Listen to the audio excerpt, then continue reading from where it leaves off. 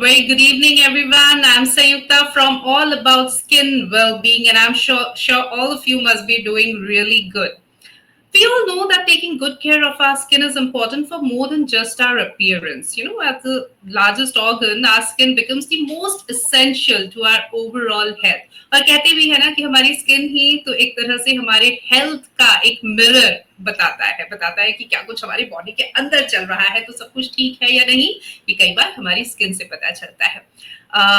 Now talking about fungal infection, ये एक ऐसी चीज है जिस पर बहुत बात नहीं होती जब भी हम स्किन की बात करते हैं, लेकिन होनी चाहिए, because fungal infection is quite common on our skin और नेल्स और स्कैल्प.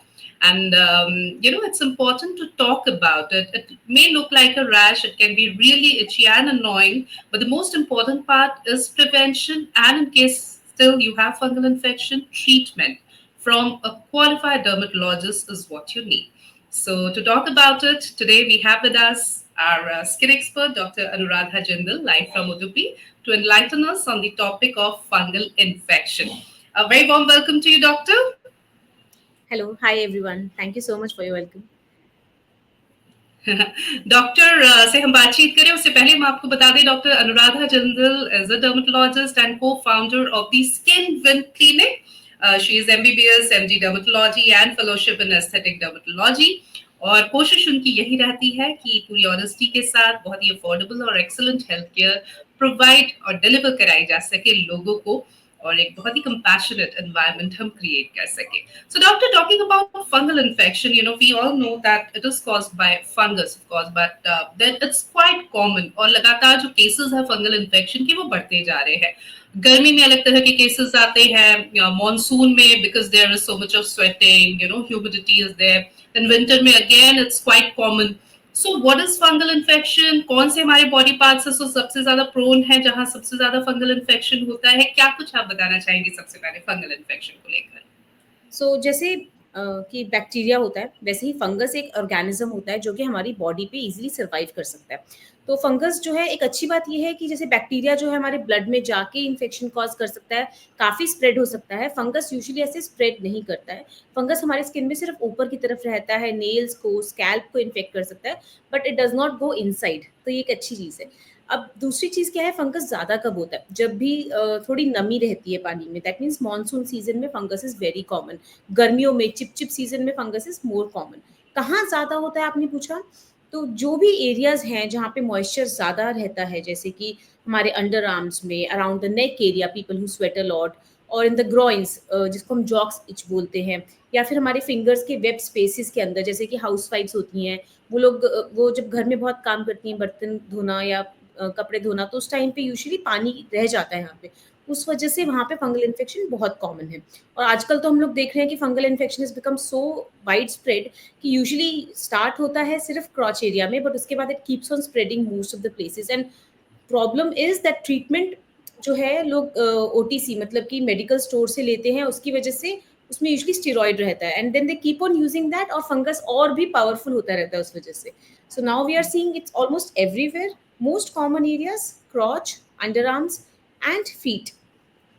बिल्कुल, तो एक तरह से वो सारे बॉडी पार्ट्स या बॉडी फोर्स जहाँ पे मॉइस्चर एक्यूमुलेट होता है, स्वेट एक्यूमुलेट होता है, प्रॉपर एयर वेंटिलेशन नहीं होता, वहाँ पे फंगल इन्फेक्शन होने के चांसेस ज्यादा होते हैं. और जैसा कि आपने एक बहुत इंपॉर्टेंट बात डॉक्टर अनुराधा कही कि जिस तरह से आजकल ओवर द काउंटर मेडिसिन लेने का या अपने मन से सेल्फ ट्रीटमेंट जिसे हम कहते हैं करना, या फ्रेंड या फैमिली में किसी को हुआ, उन्होंने जो दवाई ली हम भी वो दवाई ले रहे हैं, ये कह के कह रहे वो तो डॉक्टर के पास गए थे, उनको भी तो फंगल इन्फेक्शन ही हुआ था. तो इस तरह के केसेस बहुत आम है. क्यों ना इसी से बात की शुरुआत करें. बाकी बहुत सारी बातें हैं, प्रिवेंशन पर हम बात करेंगे, पर्सनल हाइजीन पर हम बात करेंगे, लेकिन ये बहुत ही इंपॉर्टेंट टॉपिक है. It's quite common in our society. सबसे पहले यहीं से बात शुरू भी करते हैं. क्या होता है अगर मान लीजिए किसी को फंगल इन्फेक्शन है? एक तो आपने कहा कि फंगल इन्फेक्शन का एक जो प्रॉपर्टी है वो है कि वो बहुत जल्दी फैलता है, और आपसे किसी दूसरे को होगा ये टेंडेंसी तो है ही, आपकी बॉडी में भी एक जगह से दूसरे बॉडी पार्ट्स में वो बहुत जल्दी फैल सकता है. तो ऐसे में अगर ओवर द काउंटर ट्रीटमेंट हम कर रहे हैं, या फ्रेंड या फैमिली जिन्होंने शायद डॉक्टर को दिखाया होगा, उनका प्रिस्क्रिप्शन हम बिना डॉक्टर को दिखाए फॉलो कर रहे हैं, जो कि बहुत कॉमन सिनेरियो है. कितना खराब हो सकता है इससे हमारा फंगल इन्फेक्शन? तो एक्चुअली मैं पहले जब सी अब मैं 10 साल से प्रैक्टिस कर रही हूँ। जब मैं जी। उसके पहले की बात करूँ तो जब मैंने स्टार्ट किया था अपना प्रैक्टिस, पहले एक गोली देते थे हम लोग फंगस के लिए और फंगस चला जाता था, वापस नहीं आता था। It was like that simple to treat क्योंकि उस टाइम पे फंगस इतना स्मार्ट नहीं हुआ। स्मार्ट कैसे हुआ? ये हमारी ही देन है बिकॉज़ हम लोगों ने जब से स्टेरॉइड यूज़ करना शुरू किया, स्टेरॉइड जो कि यूजुअली मेडिकल स्टोर वाले देते हैं या फिर किसी रिलेटिव ने यूज़ किया, उसने बोला कि यार बेटनोवेट लगाया, सब चला गया, तुम भी यूज़ करो।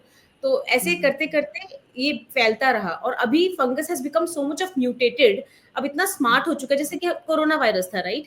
कोरोना वायरस राइट, धीरे-धीरे स्मार्ट होता रहा और म्यूटेशन की वजह बिल्कुल। से it was becoming more difficult to handle. Same thing happened with this also. Now it has become really difficult to handle. अभी जहाँ हम पहले एक टैबलेट से ट्रीट करते थे, हफ्ते में 1 टैबलेट या फिर बस एक ही डोज़ में चला जाता था फंगस, अब हम लोग हुँ, 6-6 हफ्ता गोली देते हैं तब भी फंगस वापस आ जाता है। It has become that bad. पहले फंगस एक एरिया में मतलब शायद इतना 1 पाम साइज़ मतलब 1% ऑफ आवर बॉडी, ओके?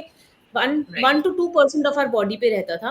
अभी फंगस 30 से 40% हमारी बॉडी पे रहता है और इतना फ्रीक्वेंसी बढ़ चुका है। पहले जैसे अगर लगा लो एक नेबरहुड में 10 घर हैं, 10 घर में किसी एक घर में 1 इंसान को फंगस होता था। अभी 10 घरों में से 8 लोगों के घर में फंगस होता है और एक घर में अगर 6 लोग रहते हैं, चारों को फंगस होता है, ऐसा। It has become hmm. Really worse actually. हाँ, एक और ट्रेंड जो देखने में आता है, मान लीजिए मैं एक पेशेंट हूँ फंगल इन्फेक्शन की, मैं आपके पास गई, आपने मुझे ट्रीटमेंट दिया, दवाइयाँ बताई और कहा, मान लीजिए मैंने it's a very hypothetical scenario hmm, कि 3 महीने तक मुझे वो फॉलो करना है। मैंने 1 महीने किया और मुझे लगा कि हाँ, इसमें रिलीफ आ रहा है और 10 दिन किया। मैंने कहा जब ठीक हो गया है तो अब और करने की क्या ज़रूरत है, दवाइयाँ खाने की क्या ज़रूरत है और मैंने वो ट्रीटमेंट अपने आप से बिना इन्फॉर्मिंग यू और keeping the doctor in the loop वो दवाइयाँ लेना बंद कर दिया। ये भी अगेन आप काफ़ी कॉमनली देखती होंगी अपने पेशेंट्स में? Very common, yes. देखो इससे क्या क्या होता है कुछ हो सकता है? देखो हाँ, क्या होता है कि हम लोग यूजुअली पेशेंट्स को दवाई देते हैं 20 दिन का या 30 दिन का, क्योंकि हम चाहते हैं हम देखें 20 या 30 दिन के बाद वो पेशेंट को दवाई काम किया कि नहीं किया। अगर किया तो कितना काम किया उसके अकॉर्डिंग हम लोग फिर डिसाइड करेंगे कि और कितना डोज़ और कितने दिनों तक देना है, ठीक है? नहीं काम किया तो हम लोग दवाई चेंज करेंगे। पर होता क्या है कि जब हम दवाई शुरू करते हैं और अगर हमारी दवाई इफ़ेक्टिव है, तो यूजुअली वो आपको पहले 5 से 6 दिन में आराम देना शुरू करेगी।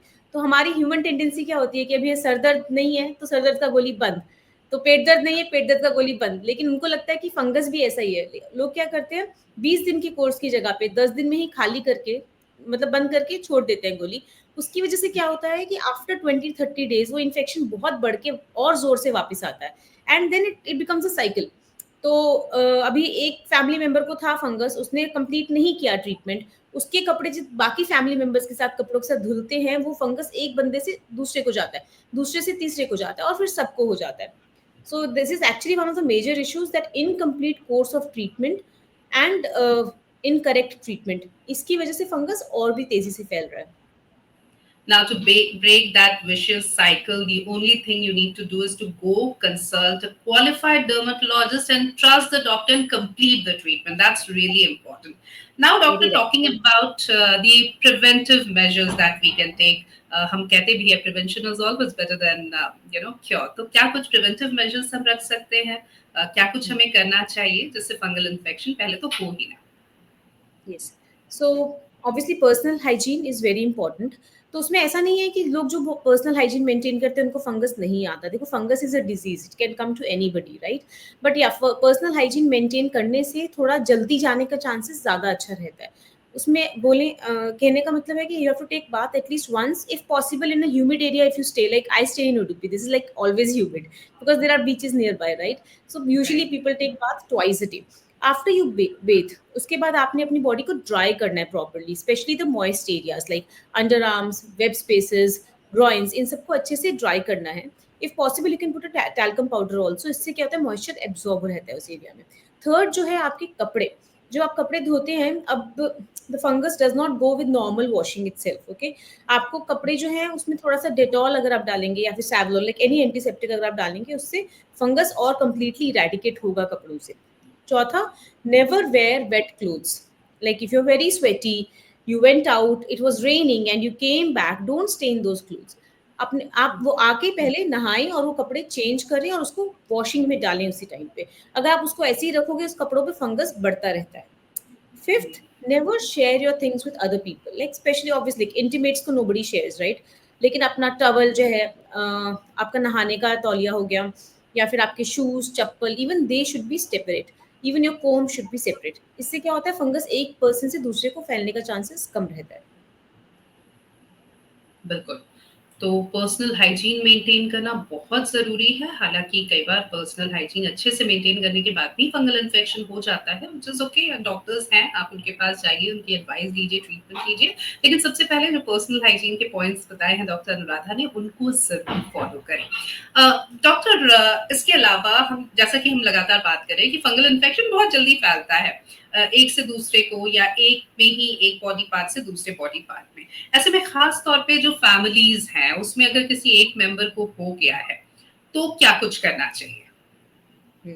तो जैसे कि अब आपके घर में किसी एक मेंबर को भी अगर है फंगस, तो पहली बात तो कि देयर शुड बी एक माहौल जिसमें ओपनली लोग एक-दूसरे के साथ डिस्कस कर सकें, कि हाँ, उनको इन्फेक्शन है। एनकरेज योर चाइल्ड या आपका स्पाउस या आपके पेरेंट्स हैं, किसी को भी अगर आपको लगता है आपने उनको खुजाते हुए देखा है कभी, तो हुँ, या फिर you feel okay that they look uncomfortable when they are sitting, so maybe they have itching. तो confront them, just ask them कि okay, is there something wrong? Because people are very shy about this thing, you know. And India में तो right, right. Specially कि हम लोग there are so much of bias, तो हम लोग बताते नहीं है इजीली. आई गेट पेशेंट्स जिनको एक एक साल से फंगस होता है, स्पेशली बच्चे teenagers, and they don't tell their parents, so they don't get treatment only. So it keeps on spreading inside. तो first thing is you have to acknowledge the fact that okay आपको ऐसा कुछ itching है. Hmm, tell your family members that I have this. उससे क्या होगा, एक बार आपको पता लगेगा कि हाँ मेरे बच्चे को या मेरी दादी माँ को या किसी को भी फंगस है, उनके कपड़े आप अलग से धोना स्टार्ट करेंगे. एक ही बकेट में बाकी सबके साथ एक ही वॉशिंग मशीन में नहीं डालना है. उनके कपड़ों को आपने गर्म पानी में डेटॉल डाल के 1 घंटा रखना है. अभी की जो स्टडीज़ है उसमें देखा गया है जो फंगस है ना वो कपड़ों पे 6 मंथ्स टू 1 ईयर तक रहता है. तो मतलब कि आप जो नॉर्मल वॉशिंग करते हो उससे fungus is not going from the clothes, it is staying right there. तो आप जब नेक्स्ट टाइम वही पैंट फिर से पहनते हो आपको फंगस वापस आ जाता है बॉडी पे. तो 6 मंथ्स टू 1 ईयर तक आपने वो कपड़े अलग धोने हैं. उसके अंदर आपने डेटॉल और गर्म पानी 45 मिनट्स तक रखना है. उनको रोटेट करना है 10 बार, जिससे कि फंगस मैकेनिकली डिस्पर्स हो जाए और कपड़ों से बाहर निकल जाए. 45 मिनट के बाद उसको नॉर्मल वॉशिंग करके धूप में सुखा के हो सके तो अंडरगारमेंट्स को आयरन करके फिर पहनना है. इससे आपको फंगस बार-बार नहीं आएगा. राइट। और सबसे इम्पोर्टेंट कि अगर किसी फैमिली मेंबर को है तो प्लीज उन्हें डॉक्टर के पास लेकर जाएं ताकि सही समय पे उनका इलाज शुरू हो सके। इलाज यस. करवाना बहुत जरूरी है। जैसा कि आपने कहा डॉक्टर कि एक से दूसरे को भी बहुत आसानी से हो जाता है और फैमिली या घरों में तो हम फिर भी एक कंट्रोल एनवायरनमेंट में है। चलिए हमें पता है कि एक है जिसे फंगल इन्फेक्शन हुआ है तो हम ये सब एहतियात बरत सकते हैं।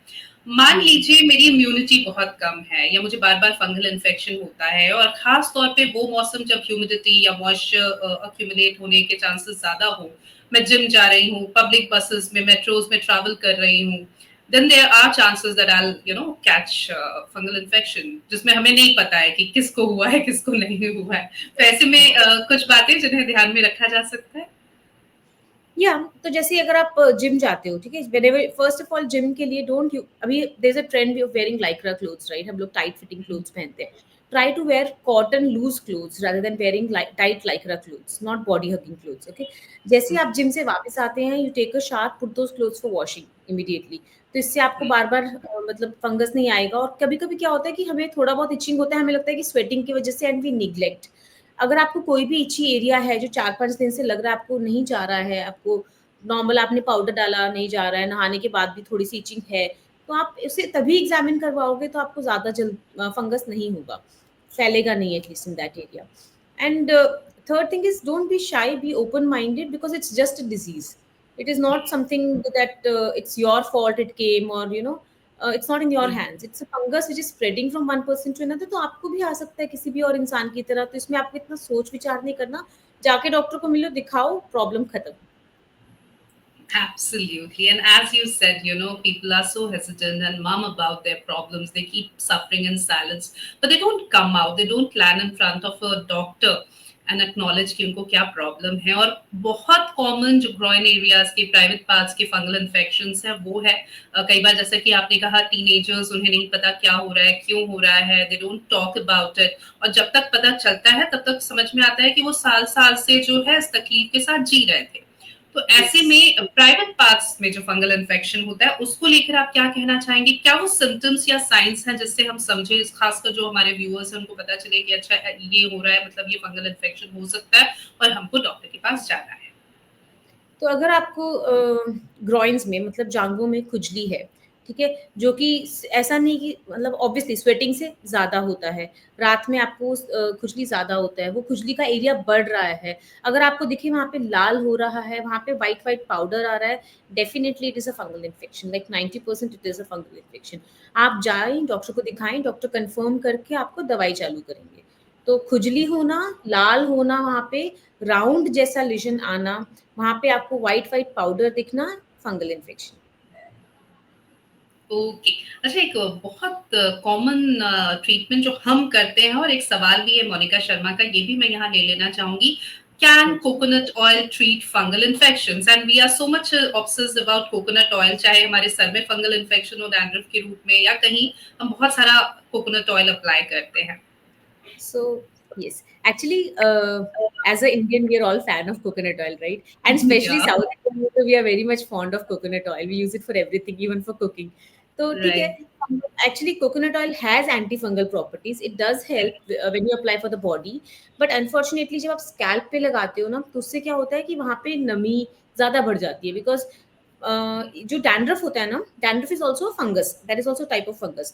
तो जब आप स्कैल्प पे ऑयल लगाते हो तो ह्यूमिडिटी, नमी बढ़ने की वजह से फंगस और बढ़ता है, मतलब डैंड्रफ और बढ़ता है। तो नॉट फॉर स्कैल्प के लिए आप लगाइए और उसको धो दीजिए, मतलब उसको लगा के रखना नहीं है आपने पूरी रात, 1 या 2 घंटे तक रख सकते हो maximum, that is healthy enough. Okay, and for the body you can definitely use coconut oil. There is no harmful effects. It might help you in some way. Wow. We would also like to talk about fungal infection in pregnant women or in lactating mothers. अगर fungal infection है तो क्या करें? Because हम सब जानते हैं कि over the counter medication, especially pregnancy या lactation में, is a big no no. और ऐसे में क्या करना चाहिए? किस तरह से ट्रीटमेंट किया जाता है? तो क्या होता है कि प्रेगनेंसी में यू ऑलरेडी आपका बीएमआर ज़्यादा होता है, you sweat a lot and then there are body fats coming everywhere, तो फोल्ड्स में इन्फेक्शन होने का चांसेस और बढ़ जाता है। तो and most of the times the biggest misconception what people have कि I am pregnant, I can not take a tablet, ठीक है? और वो लोगों को इतना डर लगता है, and I understand, it is quite obvious कि nobody wants to harm their baby even when the baby is inside और आउटसाइड, राइट? तो राइट। लेकिन ऐसा नहीं है, देयर आर टैबलेट्स जो कि प्रेगनेंसी और लैक्टेशन सेफ होती हैं।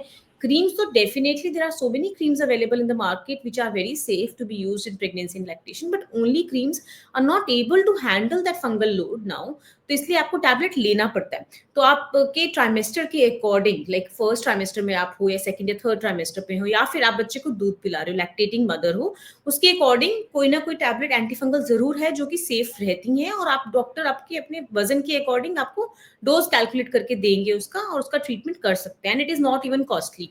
सो अगर आपको ऐसा है, don't be in doubtful mind, definitely go to your doctor, doctor will help you out. Hmm.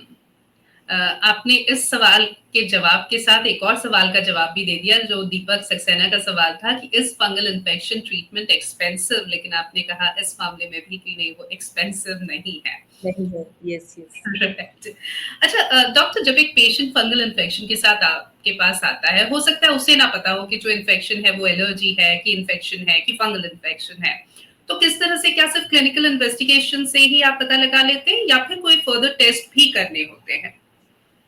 No, actually क्या होता है, फंगल इन्फेक्शन जो है वो मोस्ट ऑफ द टाइम्स देख के ही मालूम पड़ जाता है कि it is just a fungal infection.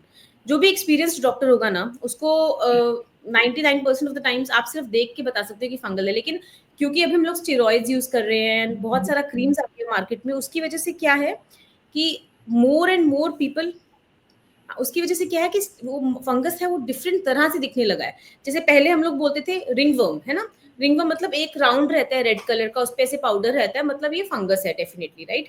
अभी क्या हाँ। हो गया कि क्योंकि हम स्टेरॉइड्स यूज करते हैं या फिर अलग अलग तरह की आयुर्वेदिक दवाइयाँ, नीम के पत्ते, ये सब लगाने के बाद तो वो अलग दिखता है। तो हो सकता है अभी डबल रिंग दिखता है कभी-कभी, कभी-कभी वहाँ पे रिंग ही नहीं होता, वहाँ पे सिर्फ लाल रहता है और कभी-कभी सिर्फ पाउडर जैसा रहता है, नहीं तो स्टेरॉइड यूज़ कर के स्किन एकदम पतला हो जाता है, पतला होने की वजह से वो व्हाइट दिखता है वहाँ पे, ना तो बाल होते हैं, ना कुछ।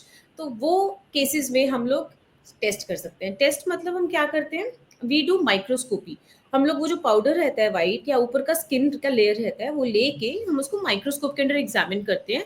तो उसमें हमें अगर लॉन्ग पिंक कलर के फिलामेंट्स दिखते हैं, that is fungal filaments, then we can confirm कि okay this patient has fungal infection. And over a period of last, I think 5 to 6 years, the need for testing fungus has actually increased. Okay, क्योंकि इतना कुछ करके लोग जाते हैं, तो virgin Hmm. Problem के साथ कई बार लोग अब कभी पहुंचते हैं, because Hmm. OTC is so easily accessible, there's so much of information online, then we have influencers who love to talk about skin, hair, nails, etc., and most of them are not qualified dermats, तो शायद यही वजह है कि हम बहुत सारे complication के साथ पहुंचते हैं। अच्छा डॉक्टर, जब मान लीजिए कि एक केस है जहाँ पे पेशेंट जैसे ही फंगल इन्फेक्शन या कोई भी इन्फेक्शन उन्हें लग रहा है, वो डॉक्टर के पास गए, पता चला फंगल इन्फेक्शन है, उन्होंने अपना ट्रीटमेंट लिया, पूरा किया। और एक दूसरा पेशेंट है, दूसरा केस है जहाँ पे उसने सब तरह की चीजें, जैसे आपने कहा ना, नीम हकीम सब कर लिया, OTC कर लिया, और तब वो डॉक्टर के पास जा रहे हैं, तो क्या ट्रीटमेंट का लेंथ बढ़ जाता है? कितना कॉम्प्लिकेटेड होता है इस तरह के पेशेंट्स को डील करना, ठीक करना? डेफिनेटली अगर आप ये सब करने के बाद जा रहे हो तो डेफिनेटली आपका ट्रीटमेंट, अगर मतलब नॉर्मल पेशेंट को मैं 20 या 30 दिन का ट्रीटमेंट दूंगी तो वो चला जाता है फंगस, लेकिन इतना कुछ होने के बाद 20-30 दिन तो सिर्फ स्किन को रिकवर करने में लग जाते हैं उसके साइड इफेक्ट्स के साथ, जो आपने पहले ट्रीटमेंट किया उसके साइड इफेक्ट से। और दूसरा क्या होता है, क्योंकि आपका स्किन डैमेज्ड है, उसको हीलिंग टाइम ज्यादा होता है, फंगल लोड भी बढ़ जाता है, तो इसलिए आपका ट्रीटमेंट और भी लंबा चलता है, तो दैट मीन्स मोर खर्चा।